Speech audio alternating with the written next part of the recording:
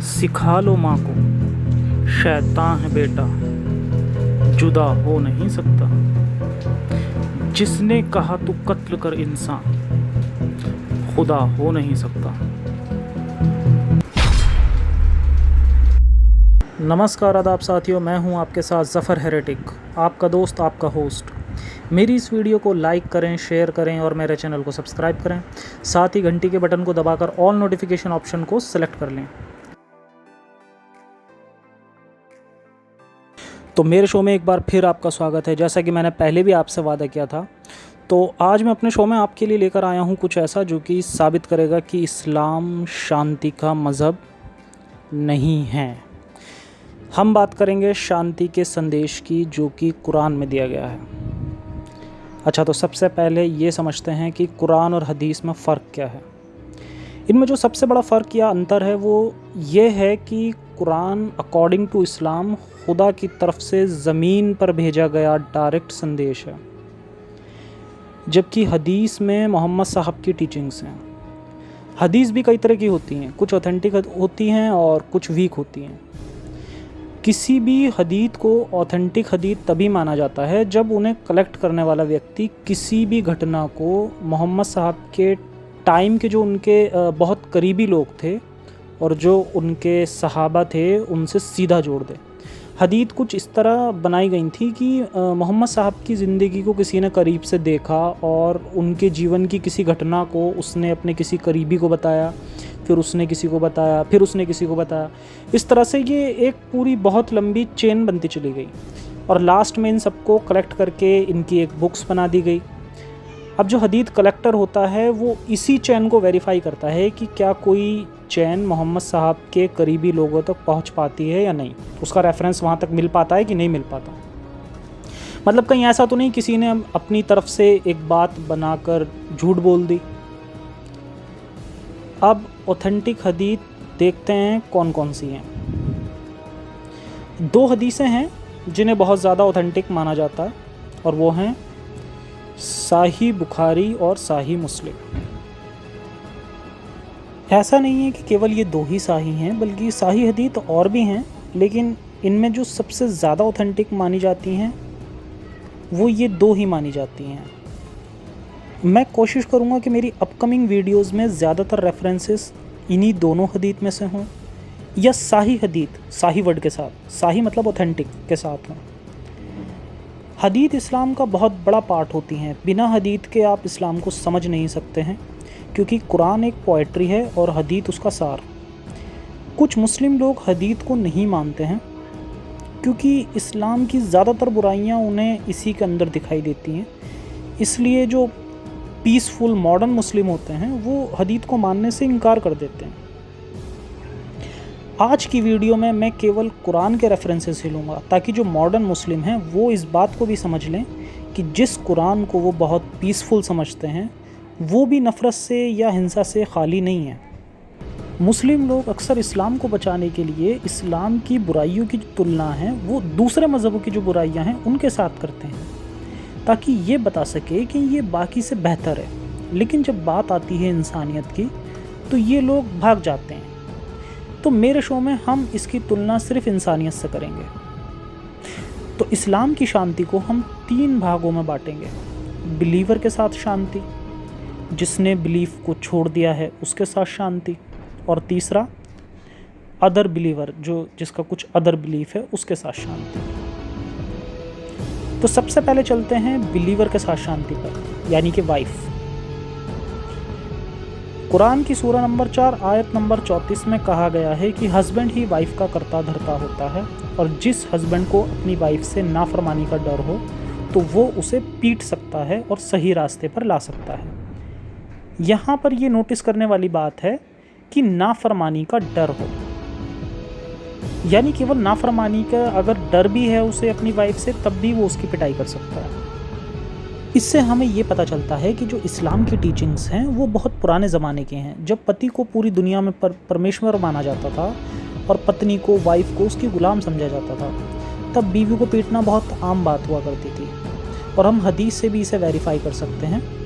लेकिन यहाँ हम केवल कुरान के रेफरेंस की ही बात कर रहे हैं और कुरान क्लियरली मेंशन करता है कि बीवी को पीटा जा सकता है।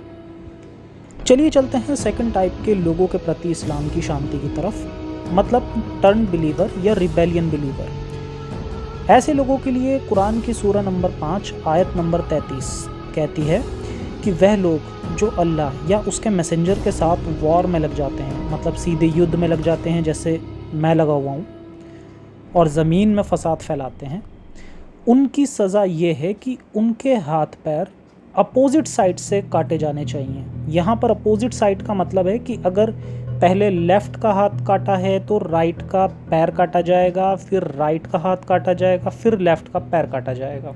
ये सज़ा इन लोगों के लिए, मुझ जैसे लोगों के लिए, यहाँ दुनिया के लिए है। बाकी नर्क में तो हम लोगों के लिए स्पेशल सज़ा होगी।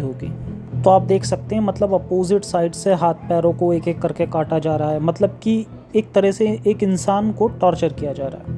यहाँ हमारे कुछ मुस्लिम भाई ये भी कहेंगे कि मैंने 5:33 की बात की, लेकिन इसके जस्ट पहले और बाद वाली का जिक्र नहीं किया, यानी कि 5:32 और 5:34।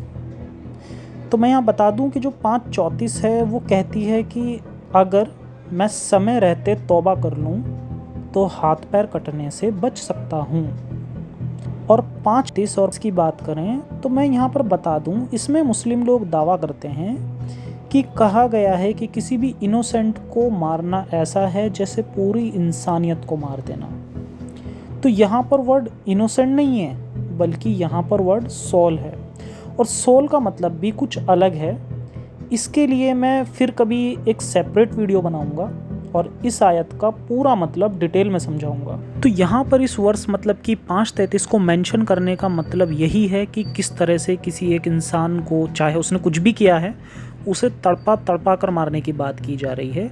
हिंसा का सहारा लिया जा रहा है, हिंसा करने की बात की जा रही है एक डिवाइन बुक में। तो चलिए चलते हैं तीसरे तरह के लोगों के प्रति इस्लाम की शांति की तरफ, नॉन बिलीवर्स या अदर बिलीवर के प्रति शांति। अब अदर बिलीवर के प्रति हमारी शांति की आयत आती है सूरा नंबर 109। 109 एक ऐसी आयत है जिसमें ये सचमुच में एक बहुत पीसफुल है। इसमें कहा गया है कि आप हमारे मज़हब को नहीं मानेंगे, हम आपके मज़हब को नहीं मानेंगे, इसलिए आपको आपका मज़हब मुबारक और हमें हमारा मज़हब मुबारक।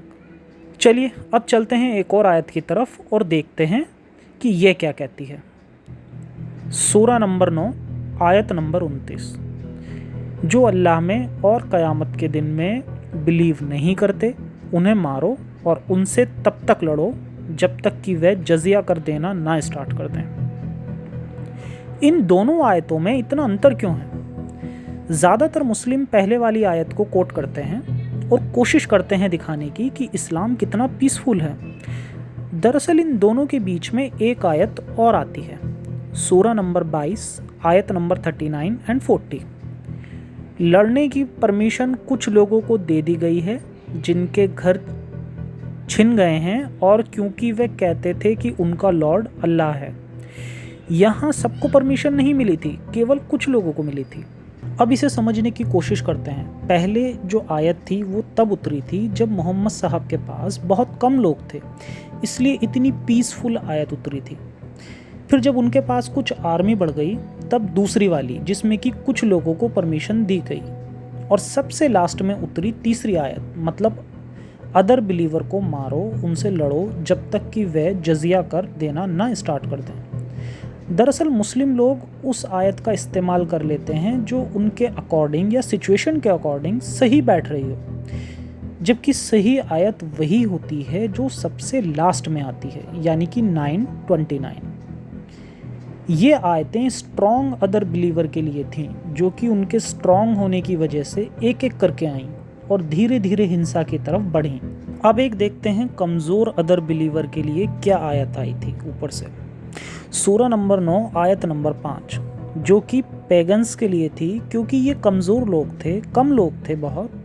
तो कहा गया है कि पाक महीने ख़त्म होने के बाद जहाँ दिखे मार दो। पाक महीने दरअसल 4 महीने होते हैं, 12 महीने में से 4 महीनों को पाक महीना समझा जाता है। उन महीने के ख़त्म होने के बाद ये जहाँ पर भी दिखें उन्हें मारने का हुक्म है। मतलब अदर बिलीवर के लोगों को दो तरह से ट्रीट किया गया है। एक स्ट्रॉन्ग और एक कमज़ोर। कमज़ोर के लिए सीधे कहा गया है मार देने के लिए, जबकि स्ट्रॉन्ग से एक राजनीति के तहत लड़ा गया। चलो अब ये देखते हैं कि पीसफुल रिलीजन में नॉन मुस्लिम से दोस्ती करने को लेकर क्या कहा गया है। कुरान की सूरा नंबर 3 आयत नंबर 28, खुदा के मानने वालों को खुदा के ना मानने वालों के साथ में दोस्ती मत करने दो। अगर कोई ऐसा करता है तो उसका खुदा से कोई लेना देना नहीं। यहाँ पर एक चीज़ ये भी कही गई है, एक्सेप्ट प्रूडेंस, मतलब अगर आपका मतलब निकल रहा है तभी आपकी दोस्ती सही है, अदरवाइज़ दिल से दोस्ती मत करो।